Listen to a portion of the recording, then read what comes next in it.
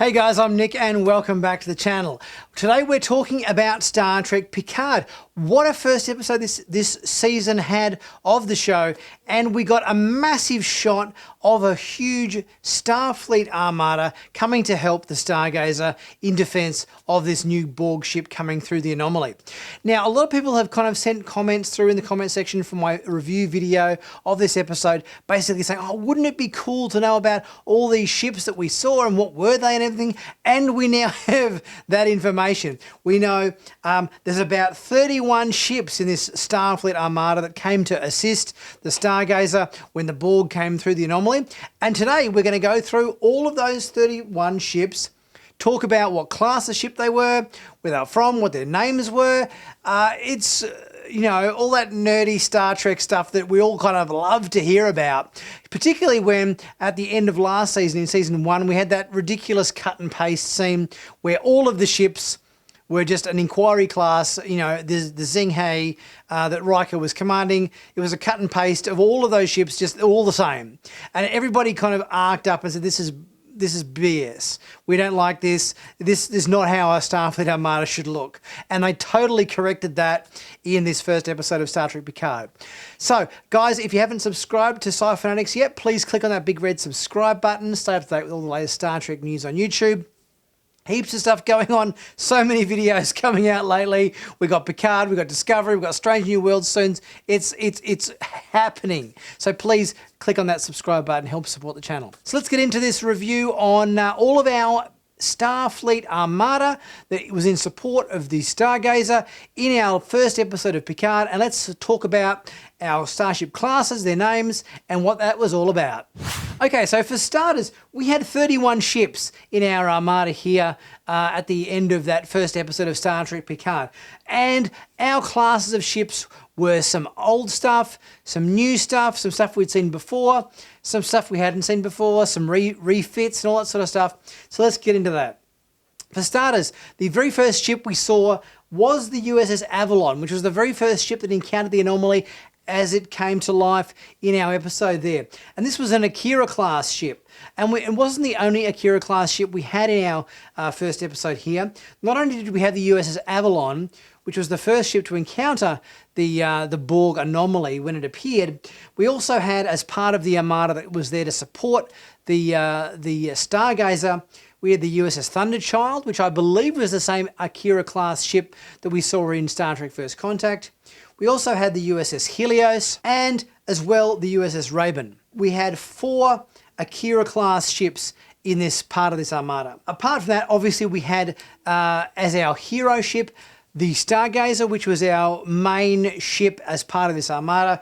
Brand new, it wasn't a refit of the old Picard's Stargazer. It was a brand new class, this new Stargazer being a Sagan class starship, and it was the only Sagan class starship as part of this massive Armada against the Borg coming through the anomaly here. Now, in terms of other starships we had in this scene here in our first episode, we had a couple of Excelsior class ships. We had about 3 Sutherland class ships. We had a Gagarin class ship. We had 2 Ross class ships. We had 5 Inquiry class ships, which was the class of starship we saw at the end of season 1 of Star Trek Picard with Riker and his Armada that came through to help against the Romulans in that. We had no less than 8 Sovereign class ships as part of this Armada, 2 Lunar class ships, and 3 Reliant class ships. So let's just go through our different ship names in terms of all the other ships we had in support. So obviously we had, other than our Stargazer being our hero ship with captained by Rios, and obviously had Picard and Seven on board and everything for that. Now, apart from this Stargazer, we had 2 Excelsior class ships. We had the USS Excelsior, which was new. A lot of people said, oh, it's the original. No, it wasn't. The USS Excelsior that Raffi was on was in fact not a refit, but a new ship. And this is determined as the Excelsior 2 class. Not the Excelsior class, Excelsior 2. So it's not a refit of the original. It's a brand new Excelsior. and that was there as part of the Armada. But not only that, we also had the USS Eureka, which was another Excelsior class ships we had as part of that Armada there in support of the Stargazer.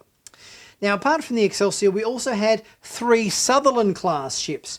We had the USS Almagest, we had the USS Ibn al-Haytham, and we had the USS Sutherland. Now, I'm pretty sure the Sutherland class ship was one of the classes of ship in the Star Trek Online game. I know that the creators of Star Trek Picard contacted or got in touch with people who were involved with Star Trek Online video game and brought a few of these classes of starship over from that game as a, well, why do we need to go ahead and create new classes of starships when there's also already perfectly good starship classes that were created for Star Trek Online that we can bring over and feature in the show, and I believe this was part of that. We had 1 Gagarin class starship, clearly named after Yuri Gagarin, the first Russian in space, which was in the form of the USS Gagarin. And we had 2 Ross class starships, which look very, very similar to the Galaxy class starships, but just a little bit of an upgrade. So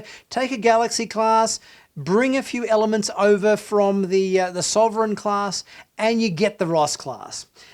We had the USS Vanguard, as well as the USS Yi Sun Sin. And these were both Ross class starships that took place in this Armada. I thought they were Galaxy class ships looking from a distance because the nacelles look the same, the saucer looks the same, but the hull shape and the main deflector dish shape are a little bit different. But clearly the Ross class ship was very much a next stage advanced from the Galaxy class. Now, we had a number of Inquiry class starships, 5 Inquiry class starships, which was the class of starship we saw at the end of Season 1 of Star Trek Picard, which were all there as part of the Armada to protect the colony of synths against the Romulan fleet. At least this time we didn't have every single ship as being Inquiry class, like we did in Season 1.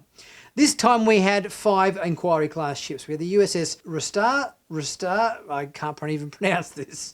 We had the USS Shackleton, we had the USS Magellan, we had the USS Nathan Hale, and Riker's ship that he commanded during the Armada in Season 1, the USS Zheng He. Now, talk about being nostalgic and having some really cool starships as part of this Armada. We had a whole ton of Sovereign class ships. Obviously, the Sovereign class we know as being the Enterprise E class of starship. This one right here. So you guys would know the Sovereign class, the Enterprise E here, love the Enterprise E design. I did a video last year which featured the top 10 Federation starships of all time, and let's face it, the Sovereign class here, this one came out number 1 out of all the designs. So it makes no surprise to me that the Sovereign class made a pretty prominent appearance in our Armada here.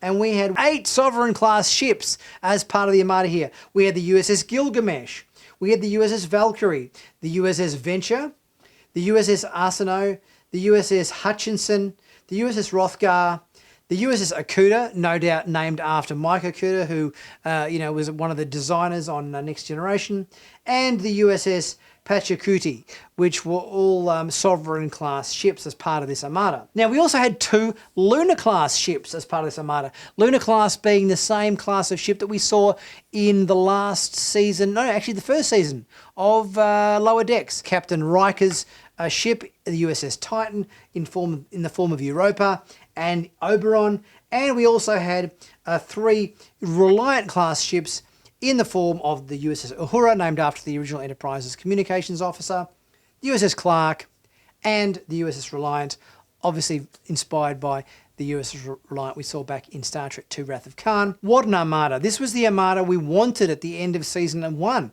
when they were taking on the Romulans and everything, where everyone just goes, what's this? They just took the Inquiry class, the Zheng He, and just copy and pasted it all over the screen, and everyone goes, everyone called BS on that, It wasn't what we wanted to see. We wanted to see a variety and diversity in Starfleet ships new and old.